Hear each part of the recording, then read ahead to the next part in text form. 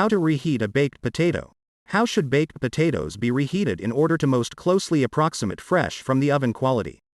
Sadly, baked potatoes are one of those foods that are only truly at their peak when first baked.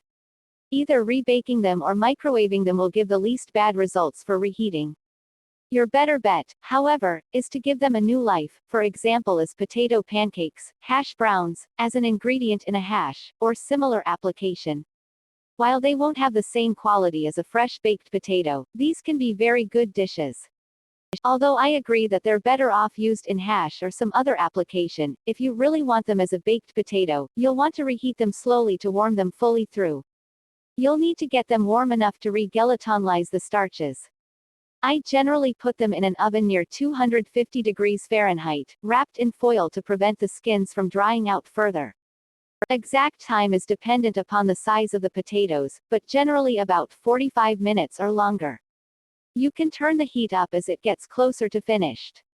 I wouldn't suggest this for a dish in which the potato is the main focus, only a supporting player, such as when I'm putting chili or something else over top of it that has a fair bit of moisture and flavor.